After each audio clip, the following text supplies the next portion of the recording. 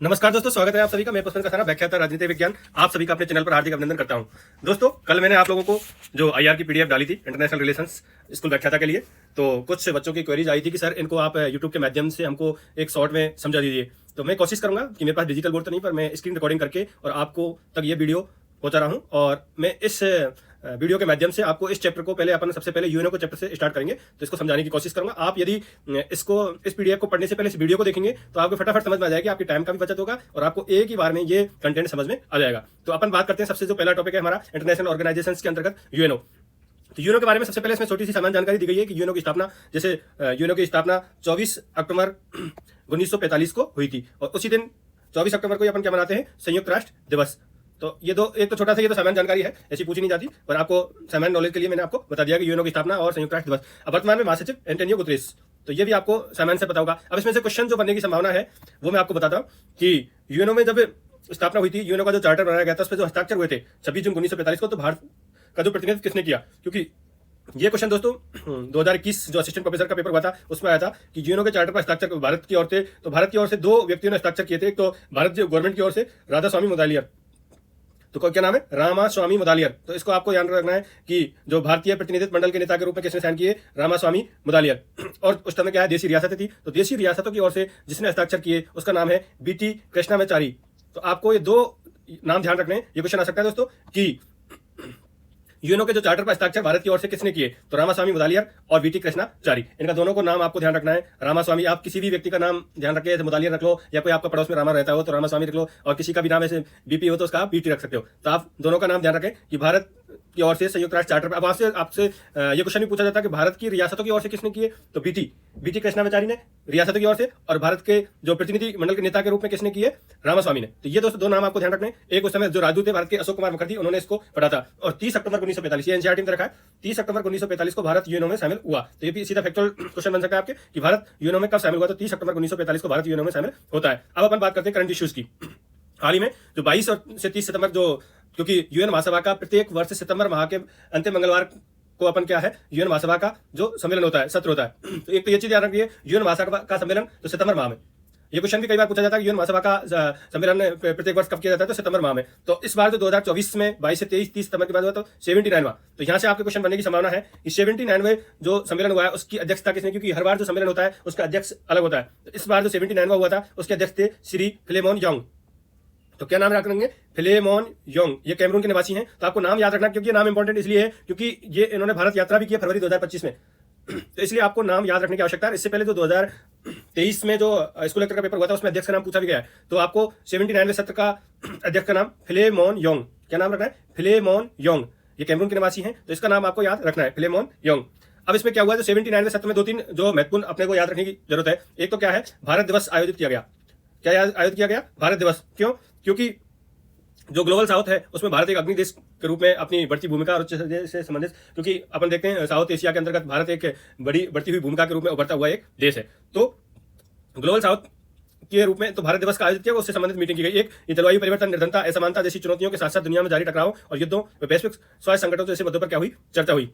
एक जो इंपॉर्टेंट चीज आपको इसमें याद रखने की है वह भविष्य के शिखर सम्मेलन। तो जो 79वां सत्र था उसमें सबसे महत्वपूर्ण एक घटनाक्रम हुआ है भविष्य के शिखर सम्मेलन। इसको आपको याद रखने की बहुत जरूरी आवश्यकता है, इंपॉर्टेंट है, सेकंड ग्रेड में आया भी है। तो summit for the future, summit of the future 79वें सत्र में होगा। इसमें 5 लक्ष्य की अपन बात करेंगे। इससे पहले अपन देखते हैं कि यूएन जो महासभा का अध्यक्ष है फिलेमोन योंग, ये मैंने बता दिया, इसकी ये भारत यात्रा पे भी आया है, इसलिए इंपॉर्टेंट है क्योंकि एक तो ये 79 महासभा के अध्यक्ष थे, ऊपर से ये भारत यात्रा भी इन्होंने की है 4 से 8 फरवरी 2025। तो ये करंट इश्यूज का है। तो फिलेमोन योंग का नाम आपको याद रखना है।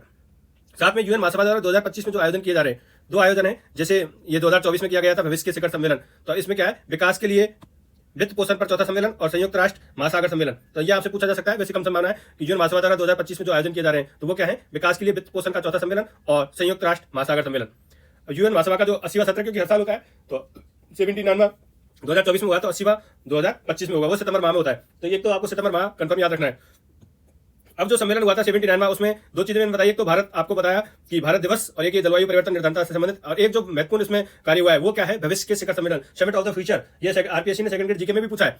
तो ये जो यूएनओ का चैप्टर है, जो सेकंड ग्रेड जो फर्स्ट पेपर है, उनके भी काम का है, स्कूल लेक्चर के काम का है, और असिस्टेंट प्रोफेसर के काम का है। इसमें मैं केवल समसामयिक बिंदु में बात करूंगा, बाकी जो कॉन्सेप्चुअल चीज है वो आप अपने जो भी नोट्स हैं उनसे भी आज ही पढ़ें। इस चैप्टर को आज आप नोट्स से पढ़ें, नोट्स के साथ करंट अफेयर पढ़ें, और ये वीडियो देखें, और इसके बाद आप इसको केवल रिवीजन के लिए छोड़ दें, और ये आपका चैप्टर क्या हो जाएगा, कंप्लीट। ऐसे आप एक इंटरनेशनल ऑर्गेनाइजेशनों को क्या है, कंप्लीट करते चले। तो भविष्य के शिखर सम्मेलन ये 79वें सत्र में आयोजित हुआ, जो 22 से 23 सितंबर 2024 को न्यूयॉर्क में होता है। इसमें 5 लक्ष्य थे। कितने लक्ष्य थे? 5। तो ये आरपीएससी ने पहले पूछ लिया है कि भविष्य के शिखर सम्मेलन का आयोजन, और ये तो पूछ लिया है। तो अभी वो लक्ष्य पूछ सकती है आपकी स्कूल लेक्चर का जो पेपर है उसका थोड़ा सा स्टैंडर्ड, इनमें से कौन सा लक्ष्य नहीं है, या कौन कौन से लक्ष्य निर्धारित किए गए, ऐसे कथन निष्कर्ष में या पॉइंट वाइज पॉइंट देकर आपको क्वेश्चन पूछ सकती है। तो इसमें पहला लक्ष्य क्या है, संयुक्त राष्ट्र चार्टर की पुनः पुष्टि करना। जो यूएनओ का जो चार्टर बना हुआ है, इसमें कुछ करेक्शन करके, उसमें संशोधन करके इसकी पुनः पुष्टि करना, बहुपक्षवाद को पुनर्जीवित करना, मौजूदा जो प्रतिबद्धता है उनका कार्यान्वयन को बढ़ावा देना, जो नई चुनौतियों का समाधान और सहमति और विश्वास बहाली, ये इसके 5 जो लक्ष्य निर्धारित किए गए। अब इसमें एक इंपॉर्टेंट क्वेश्चन मैं आपको बता देता हूं। इस सम्मेलन के सदस्य देशों में भविष्य के लिए संयुक्त राष्ट्र पैक्ट, ये दोस्तों इंपॉर्टेंट है, इसको अंडरलाइन कर लेना। UN pact for the future. आपसे ये पूछा जाएगा कि भविष्य के शिखर सम्मेलन, समिट ऑफ द फ्यूचर में सदस्य देशों ने कौन सा जो इसमें जो डिसीजन लिया गया है वो अपनाया गया है। तो भविष्य में जितने भी देश हैं, अपने भारत के जो राष्ट्रपति हैं श्रीमती द्रौपदी मुर्मू जी, क्योंकि अभी यूएनओ के महासचिव एंटोनियो गुतेरेस भी आए थे, तो समय इस पर चर्चा हुई थी, तो उन्होंने इसकी काफी सराहना की है। तो ये दोस्तों भारत ने भी अपनाया है भविष्य के लिए संयुक्त राष्ट्र पैक्ट। तो ये इंपॉर्टेंट है, UN pact for the future. किसी भी एग्जाम आए, या सेकंड ग्रेड में आए, या असिस्टेंट प्रोफेसर में आए, या स्कूल लेक्चर में आए, और ये क्वेश्चन आपको आरपीएससी द्वारा देखने को जरूर मिलेगा दोस्तों। तो आपको भविष्य के लिए संयुक्त राष्ट्र पैक्ट, मतलब सम्मेलन का नाम है भविष्य के शिखर सम्मेलन, तो ये तो आपको भविष्य के लिए ध्यान रह जाएगा, यूएन है ये। तो और पैक्ट आपको याद क्या रखना, बस UN pact for the future. For the future तो ही था, यूएन के द्वारा किया गया पैक्ट याद रखना आपको। तो ये लाइन इसी से बन जाएगी, आपको भविष्य के लिए सम्मेलन हुआ, संयुक्त राष्ट्र में हुआ, तो भविष्य के लिए संयुक्त राष्ट्र pact, UN pact for the future. इसको आराम से एक दो बार आप सोचेंगे कि भविष्य के लिए, तो ये समिट फॉर द फ्यूचर मतलब भविष्य के शिखर सम्मेलन। तो ये लाइन आपको याद है, भविष्य के लिए। फिर किसके द्वारा, यूएन के द्वारा, तो संयुक्त राष्ट्र, और अगला क्या बनता है आपको, पैक्ट।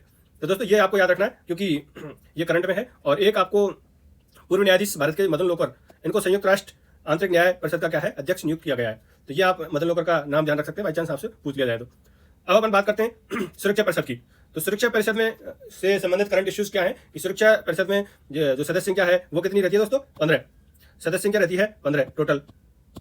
15 में 10 अस्थायी सदस्य और 5 स्थायी सदस्य। तो 5 स्थायी सदस्यों को तो नाम आपको याद रखना ही है। कैसे नाम याद रखेंगे, मैं आपको एक बार थोड़ी सी ट्रिक्स के माध्यम से भी बता देता हूं कि विश्व के अंतर्गत 2 बड़ी महाशक्तियां हैं, जिनको अपन क्या बोलते हैं, दादा कहते हैं गाँव में। ऐसी 2 महाशक्तियां हैं। कौन कौन सी महाशक्तियां दादा? पहला दादा कौन है, अमेरिका, और दूसरा दादा कौन है, रूस। तो 2 तो ये बड़े देश जो महाशक्तियां हैं, अमेरिका और रूस, तो ये हो गए स्थायी। एक महारानी जिसने काफी देशों पर शासन किया है, ब्रिटेन। 2 दादा हो गए, एक इनकी रानी होगी ब्रिटेन, और एक क्या है, फूफा फ्रांस और चाचा चीन। इनको आप नाम रख सकते हैं। एशिया की ओर से चीन है, और ये यूरोप की ओर से ब्रिटेन और फ्रांस। तो ईयू का भी सदस्य फ्रांस। तो 2 दादा अमेरिका रूस, एक रानी ब्रिटेन, एक फूफा फ्रांस और चाचा चीन। तो 5 स्थायी देश हैं। इन्हीं के पास वीटो पावर है। आपसे पूछा जाएगा कि सुरक्षा परिषद के ऐसे 5 देशों के नाम बताओ जिनके पास वीटो पावर है, और यही परमाणु संपन्न देश हैं। कई बार नेट में क्वेश्चन आता है कि परमाणु संपन्न देशों को क्रम से बताइए आप, तो क्रम भी इनका यही है। सबसे पहले परीक्षण किया अमेरिका द्वारा। आपको सन कोई भी रखें आप, इनको यदि आपको याद है कि पहले किसने किया, उसमें डेट आपको याद करने की जरूरत नहीं, इनको सम्मिलित करवाते हैं कि 1948 में, 1956 में किस ने ऐसे, वो आपको चारों देंगे, वो आपको 5 को क्रम यूएन कब इन्होंने परमाणु परीक्षण किए। नेट में काफी बार क्वेश्चन आया, तो आपको याद है अमेरिका, रूस, ब्रिटेन, फ्रांस, चीन। तो ये 5 है, 5 नहीं परमाणु संपन्न, 5 के पास क्या है, वीटो पावर। तो ये देख सकते हो दोस्तों। तो 5 देश तो स्थायी हो गए। अब 10 क्या है, अस्थायी। तो अस्थायी उनका कार्यकाल रहता है 2 वर्ष का। कितने वर्ष का, 2 वर्ष का। तो 2 वर्ष का कार्यकाल रहता है। तो इसमें हर 2 वर्ष में ऐसे 5 बनाए जाते हैं, वो रेंडमली चलता है। तो 2025 के लिए जो 5 देश बनाए गए वो मैं आपको बताऊं उससे पहले कि जो 10 हैं, ये कई बार आरपीएससी ने क्वेश्चन पूछा है, जो 10 अस्थायी सदस्य हैं वो महाद्वीप के हिसाब से जो वर्गीकरण किया गया है। तो सबसे पहले है अफ्रीका से 3, ये ध्यान रह जाएगा आपको, सबसे बड़ा है अफ्रीका से 3, एशिया से 2, लैटिन अमेरिका से 2, पश्चिमी यूरोप से 2 और पूर्वी यूरोप से 1। इनको भी याद रख सकते हैं आप। अफ्रीका तो आपको ध्यान रह जाएगा, एक ही है, केवल 3। अफ्रीका सबसे बड़ा है, सबसे बड़ा अफ्रीका के अंतर्गत क्या है, 3। बाकी 3 के अंतर्गत 2 है। तो 9 तो ये आपके ये हो रहे हैं। तो एशिया, लैटिन अमेरिका और पश्चिमी यूरोप। पश्चिमी यूरोप बड़ा है तो इसको 2 दे दिए। पूर्वी यूरोप छोटा है, यूएसएसआर वाला। जो यूएसएसआर के साथ था वो पूर्वी यूरोप था, अमेरिका के साथ था पश्चिमी यूरोप। इसको 2, इसको 1। इनको भी आप याद रख सकते हैं। कैसे याद रखेंगे दोस्तों, अफ्रीका अलग है तो अफ्रीका को अलग दे दिए 3। फिर एशिया, लैटिन अमेरिका और पश्चिमी यूरोप, इनको क्या क्या दिए, 2 देश। कैसे भी इनके ट्रिक्स बना सकते हैं आप, ऐसे ALP शब्द है, तो ये आप लिख सकते हो ALP 2 मतलब एशिया और लैटिन अमेरिका और पश्चिमी यूरोप। अब बचा पूर्वी यूरोप मतलब यूएसएसआर वाला, इसको एक ही मिला। तो दोस्तों इस प्रकार से इनको आप ध्यान रख सकते हो। तो ये 2 देश हैं। अब इसमें से करंट का जो क्वेश्चन बन रहा है वो ये दोस्तों, जो 5 अस्थायी सदस्य देश बने वो कौन कौन से हैं, तो डेनमार्क, ग्रीस पाकिस्तान, पनामा और सोमालिया, ये 2025 में अभी 2025 के अंतर्गत क्या है, अस्थायी सदस्य बनाए और इनका कार्यकाल 2 वर्ष का रहेगा। कितने वर्ष का रहेगा? 2 वर्ष का रहेगा। तो आप इनको कैसे याद रखेंगे कि डेनमार्क दे ग्रीस, किसको दे? कि पाकिस्तान को दे, क्योंकि पाकिस्तान पनामा नहर से होकर सोमालिया जा रहा था। पाकिस्तान का एक जहाज है, आप ऐसे ध्यान रख सकते हो, पाकिस्तान का जहाज है जो क्या है, पनामा होके खा जा रहा था, पनामा नहर है होके खा जा रहा था सोमालिया। तो उसको क्या है जरूरत, किसकी? ग्रीस की। तो दे ग्रीस, पाकिस्तान का जो जहाज है वो पनामा होके सोमालिया जा रहा था। तो इस प्रकार से इनको ध्यान रख सकते हैं। किसी प्रकार की आप ट्रिक्स बना के इनका पांचों का नाम आपको याद रखना है, ठीक है भाई। पाकिस्तान और पनामा ये रह जाएंगे। पाकिस्तान का जहाज पनामा नहर से सोमालिया जा रहा था, इसलिए उसको ग्रीस की जरूरत पड़ी, इसलिए डेनमार्क से उसने मांग लिया। कैसे भी आप इनको ध्यान रख सकते हो दोस्तों।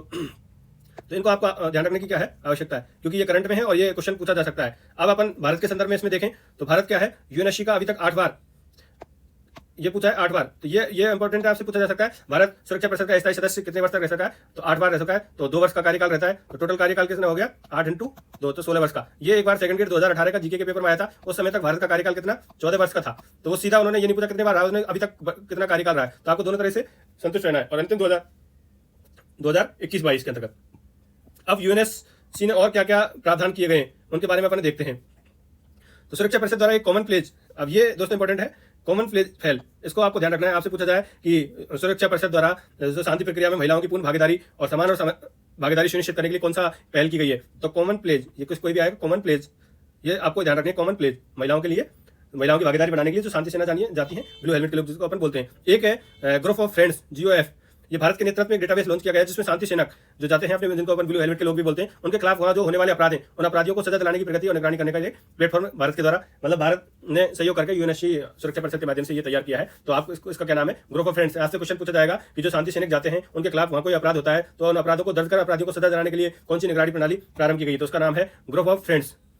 उसके बाद अपन देखते हैं एक फैक्चुअल क्वेश्चन है, 1988 में शांति का नोबेल पुरस्कार इसको मिला है। एक अपन देखते हैं, हाँ, भारत जो पहला देश है जिसने शांति सेना, जो शांति सेना भेजी जाती है सुरक्षा परिषद के द्वारा, तो उसमें जो सबसे पहले महिलाओं की जो टुकड़ी भेजी वो भारत ने भेजी, और वो कौन से देश में गई? लाइबेरिया में। ये क्वेश्चन फैक्चुअल है, तो आपसे पूछा जा सकता है कि जो भारत ने जो शांति सेना भेजी, तो सबसे पहले जो महिलाओं की भागीदारी है वो कौन से देश में भारत ने भेजी? लाइबेरिया में। लाइबेरिया आपको याद रह जाएगा। एक यूनाइट अवेयर नामक प्लेटफॉर्म भारत ने तैयार किया गया है, तो ये भी आप ध्यान रख सकते हो। यूएन द्वारा भारत और पाकिस्तान के लिए संयुक्त राष्ट्र सैन्य पर्यवेक्षक समूह, ये आप याद रखना पड़ेगा आपको, क्योंकि ये भी 2018 स्कूल लेक्चर में पूछा गया क्वेश्चन है। इसमें आपको कैसे याद रखना है? यूएन, ठीक है, यूएन तो ही संयुक्त राष्ट्र के द्वारा बनाया गया है, और एनडी और जी, ये आपको याद रखना है। आईपी लास्ट में क्या है? इंडियन और पाकिस्तान। तो ये आपको ऐसे ध्यान रह जाएगा, क्योंकि इन 2-3 शब्दों को यदि आप कवर कर लोगे तो आपको ये याद रह जाएंगे। संयुक्त राष्ट्र शांति स्थापना के लिए लगकर रिपोर्ट, ये आपसे कभी पूछी जा सकती है। पीस कीपिंग को लेकर संयुक्त राष्ट्र चार्टर के 6.5 चैप्टर के रूप में, 6.5 चैप्टर के रूप में, ये दोस्तों ये क्वेश्चन पिछली बार शायद स्कूल लेक्चर में पूछा गया था, गवर्नर द्वारा प्रणीत है। तो जो यूएनओ के महासचिव थे उनके द्वारा ये किताब लिखी गई है।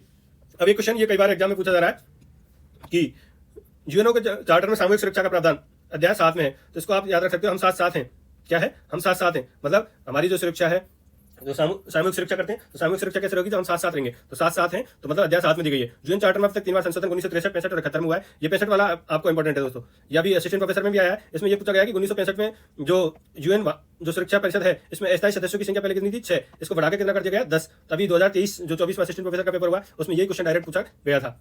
2025 में, हाँ, ये क्वेश्चन भी इंपॉर्टेंट है दोस्तों। ये सूडान को आपको ध्यान रखना है, क्योंकि सूडान के आर्थिक हालात खराब हैं और वहाँ गृह युद्ध और पड़ोसी देशों के साथ संघर्ष चल रहा है। तो उसमें यूएन द्वारा $6 बिलियन की मानवीय सहायता क्या है? भेजी गई है। तो आपको ये पूछे 2025 के अंतर्गत यूएन द्वारा किस देश को $6 बिलियन की मानवीय सहायता भेजी गई है? तो वो क्या है? सूडान। ट्रंप के राष्ट्रपति बनने के बाद अमेरिका जो यूएनओ का WHO है, तो उससे क्या है? बाहर हो गया है। और पेरिस जलवायु समझौता जो 2015 में हुआ था दोस्तों, पेरिस जलवायु समझौता आपने पढ़ा होगा 2015 में, जो COP21 कौन सा है? COP21, ये कई बार क्वेश्चन आता है। COP21 2000, तो ये जो पेरिस जलवायु समझौता हुआ था, इससे अमेरिका क्या हो गया? बाहर। अब यूएन को जो महासचिव है, लेबनान में शांति अभियान के दौरान भारतीय सैनिकों द्वारा अच्छा कार्य किया गया था, उसके लिए उन्होंने क्या है? सैनिकों को सम्मानित किया गया। अब ये लास्ट पोर्शन है, थोड़ा सा इसको और देख लीजिए, इसमें से भी क्वेश्चन बनने की संभावना है कि यूएन द्वारा जो 2025 के लिए अंतर्राष्ट्रीय वर्षों की घोषणा की गई है, तो जो सबसे इंपॉर्टेंट वर्ष है वो आएगा सहकारी वर्ष, पॉलिटिकल साइंस की दृष्टि से। तो आपको एक तो ये अंतर्राष्ट्रीय सहकारी वर्ष 2025 को कौन सा वर्ष घोषित किया गया है? अंतर्राष्ट्रीय सहकारी वर्ष। इसका विषयकार सहकारी संगठन एक बेहतर दुनिया का क्या है? निर्माण करते हैं। जो कॉर्पोरेटिव स्ट्रेटजी रहती है राजस्थान के अंतर्गत अपेक्स है। अब देखेंगे, आप जीके में भी पढ़ेंगे, तो जो सहकारी संगठन अपने अब ये सहकारी संगठन से संबंधित भारतीय संविधान में जो 97वां अमेंडमेंट, तो इनको बारे में आप थोड़ा सा देख के जाए, क्योंकि ये डीपीएसपी में भी जोड़ा गया था, मौलिक अधिकार की श्रेणी में भी जोड़ा गया था सहकारिता। तो ये दोनों शब्द आप वहां भी देख के जाए। और यहाँ तो आपको ध्यान रखना है अंतर्राष्ट्रीय सहकारी वर्ष 2025। एक अंतर्राष्ट्रीय ग्लेशियर संरक्षण वर्ष, ये भी 2025 है। इसमें 21 मार्च को विश्व ग्लेशियर दिवस मनाने की क्या की गई है, घोषणा की गई है। यूएन महासभा द्वारा 2025 को अंतर्राष्ट्रीय शांति और विश्वास का वर्ष घोषित किया गया है।